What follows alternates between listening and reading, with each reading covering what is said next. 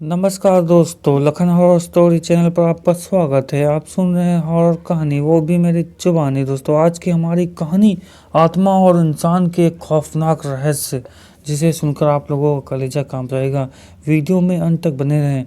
ये कहानी के पॉइंट ऑफ व्यू से सुनते हैं, लेकिन कहानी को शुरू करने से पहले, जैसा कि मैं आप लोगों से हमेशा कहता हूँ कि वैसे तो आप लोगों ने बहुत सी हॉरर कहानियाँ सुनी होंगी, लेकिन मुझे पूरी उम्मीद है कि आज की हमारी यह कहानी सुनकर आपको सच में डर का एहसास होने वाला है। बस मेरी आपसे इतनी गुजारिश है कि आप अगर इस कहानी को पूरा सुनेंगे, आपको सच में बहुत ज़्यादा मज़ा आने वाला है। साथ ही अगर आप पहली बार हमारे चैनल पर आए हैं तो चैनल को भी सब्सक्राइब कर लीजिए। ऐसा करने से हमारी और आपकी नज़दीकियाँ बढ़ जाएंगी और आगे आने वाली वीडियो आप तक आसानी से पहुंच जाएगी। तो ज़्यादा समय न लेते हुए जल्दी से अपनी कहानी को शुरू करते हैं।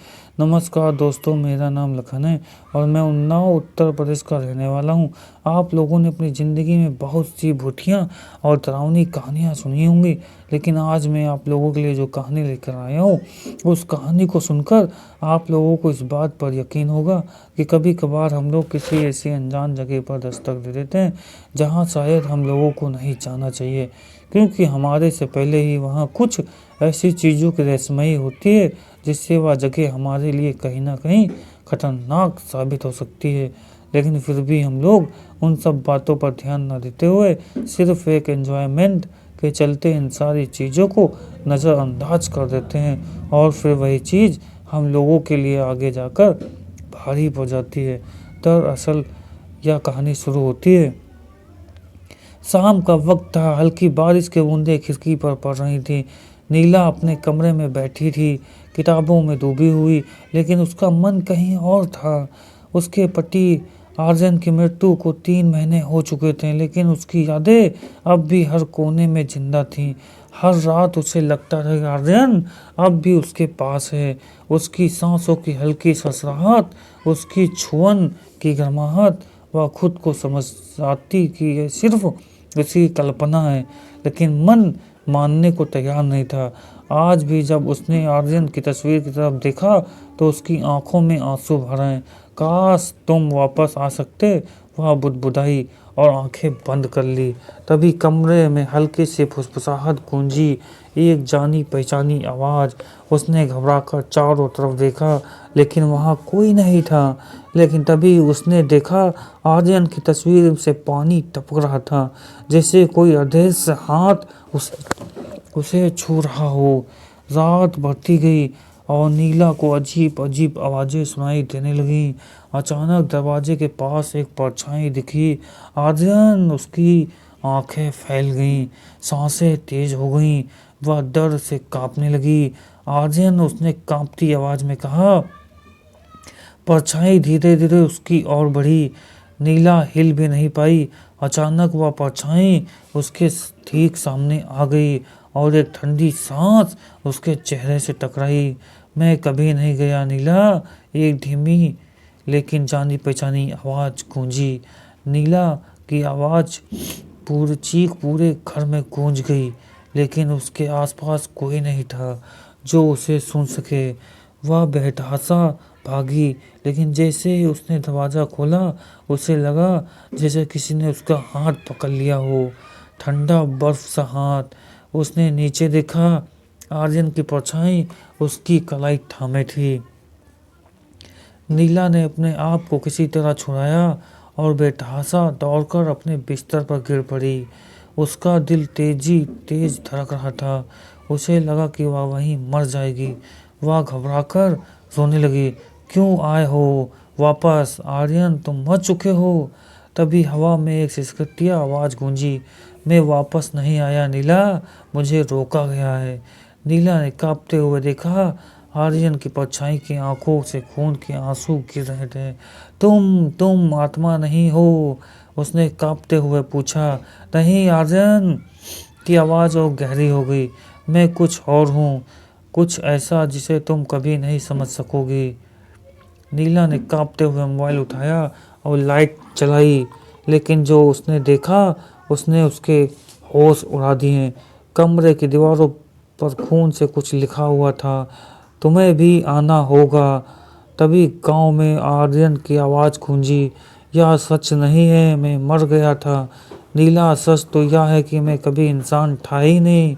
नीला की आंखें फटी की फटी रह गईं। क्या मुझे किसी ने इंसान बनाया था? आर्यन की आवाज कांप रही थी। और अब मुझे वापस जाना होगा। नीला अब तक रोते रोते बेहोशी की हालत में थी, लेकिन तभी उसकी मेज पर रखा एक पुराना पत्र उड़कर उसके सामने गिरा। पत्र के ऊपर लिखा था, तुम्हारा सच तुम्हारे पास ही है, लेकिन क्या तुम उसे पहचान सकोगी? पत्र पर आर्यन की वही पुरानी हैंडराइटिंग थी, लेकिन तारीख आर्यन की मृत्यु से 2 साल पहले की थी। नीला का सिर घूमने लगा। अगर यह पत्र 2 साल पहले लिखा गया था, तो क्या?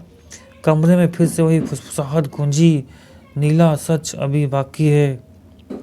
नीला की आंखें पत्र पर जमी थी।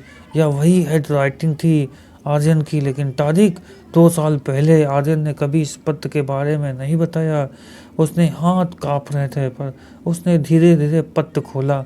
अंदर सिर्फ एक लाइन लिखी थी, अगर मैं कभी गायब हो जाऊं तो इस पते पर जाना, शायद तुम्हें सच मिल जाए।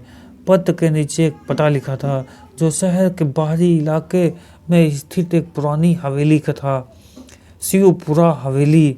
नीला को हल्का सा याद आया कि शादी से पहले आर्यन ने एक बार इस जगह का जिक्र किया था। उसने कहा था, यहाँ एक ऐसा घर है जो सिर्फ उन्हीं को बुलाता है जिनकी किस्मत में कोई डरावनी सच्चाई लिखी हो। तब नीला ने इसे मजाक समझा था, लेकिन अब रात के ठीक 12 बजे नीला ने खुद को संभाला और कार उठाई। बारिश तेज हो रही थी, सड़कें सुनसान थीं, जैसे पूरा शहर हो गया हो। हवेली तक का रास्ता डरावना और वीरान था। शिवपुरा हवेली, यह जगह भुतहा लग रही थी। चारों तरफ अजीब सी खामोशी थी। नीला ने गेट खोला तो खुद ही चरमराता हुआ खुल गया, जैसे किसी ने अंदर बुलाया हो। भीतर अंधेरा था, सिर्फ एक पुराना झूमर टिमटिमा रहा था। हवेली के अंदर कदम रखते ही नीला को लगा जैसे किसी ने उसका नाम पुकारा हो। नीला, उसकी सांसें तेज हो गईं। यह आवाज यह आर्यन की थी। हवा ठंडी हो गई थी। नीला ने देखा एक कमरे में हल्की रोशनी थी। जैसे ही उसने दरवाजा खोला, उसके पैरों तले जमीन खिसक गई। कमरे के बीचों बीच एक पुराना झूला था और उस पर बैठा आर्यन, लेकिन उसका चेहरा अंधेरे में छुपा हुआ था। आर्यन, नीला की आवाज कांप रही थी।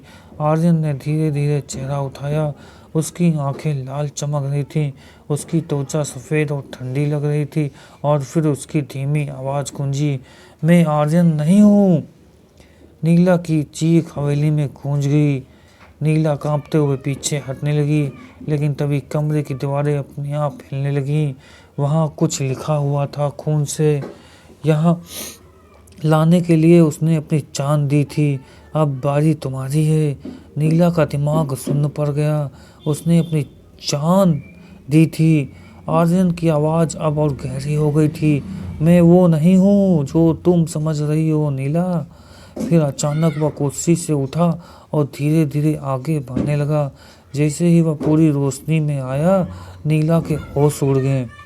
आर्यन का चेहरा आधा इंसान का था और आधा किसी और चीज का। नीला स्पष्ट खड़ी थी। यह आर्यन था, लेकिन फिर भी नहीं था। अगर तुम यहाँ से भाग गई तो समझो सब कुछ खत्म हो गया, आर्यन ने फुसफुसाते हुए कहा। क्या खत्म हो जाएगा? नीला ने कांपते हुए पूछा। तुम्हारी जिंदगी और मेरी भी? हवा में फिर से वही आवाज़ गूंजी, तुम्हें भी आना होगा। नीला ने डर से दरवाज़ा खोलने की कोशिश की, लेकिन दरवाज़ा खुद ब खुद बंद हो गया। हवेली के बाहर तेज तूफान उठने लगा।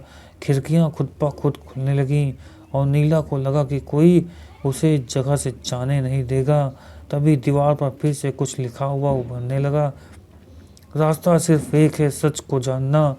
नीला के पास अब कोई और चारा नहीं था। नीला के शरीर में डर की एक लहर दौड़ गई। वह पीछे हटने लगी, लेकिन उसके पैर जैसे जमीन से चिपक गए थे। सामने झूले पर बैठा हुआ वह शख्स जो आर्यन होने का दावा कर रहा था, वह धीरे धीरे उठ खड़ा हुआ। तुम कौन हो? नीला ने कांपती हुई आवाज में पूछा। उसकी लाल चमकती आंखें सीधे नीला पर जमी हुई थी। वह कुछ कदम और आगे बढ़ा। रोशनी में उसका चेहरा आधा इंसान जैसा दिख रहा था, लेकिन दूसरा कुछ अजीब था। मैं वो हूँ जो तुम्हें सच तक ले जाएगा, उसकी आवाज़ गूंजने लगी। अचानक हवेली के कोनों में फुसफुसाते उठने लगी। ऐसा लग रहा था जैसे दीवारों में कुछ कह रही हो। नीला के कानों में स्पष्ट सी आवाज़ पड़ने लगी, तुम्हें यहाँ आना नहीं था, तुम्हारे बिना ये कहानी नहीं होती। नीला का दिमाग शून्य पड़ने लगा। तभी हवेली के फर्श पर कुछ उभरने लगा, जैसे किसी ने वहां अपने नाखूनों से खरोच कर लिखा हो। खून से सना सच तुम्हारे इंतजार में है। कमरे में रखे पुराने आईने में हलचल हुई और अचानक उसमें से एक दहश उभर आया। आर्यन एक अंधेरे कमरे में जंजीरों से जकड़ा हुआ था। उसकी आंखों में दर्द था। आर्यन नीला चीख पड़ी, लेकिन जैसे ही उसने उस अजीब इंसान की ओर देखा, उसकी मुस्कुराहट गहरी हो गई। अब तुम्हें तय करना होगा नीला, उसने धीमे स्वर में कहा। आर्यन को बचाना या खुद को? कमरा घूमने लगा। हवेली की खिड़कियां अपने आप खुलने बंद होने लगी। नीला के सामने अब दो दरवाजे थे, एक अंधेरे की और दूसरा आग की लपटों से घिरा हुआ। दोस्तों, वीडियो का अंत हो चुका है। वीडियो को लाइक कर दीजिए, कमेंट में अपनी राय जोड़ दीजिएगा, आपको स्टोरी कैसी पसंद है।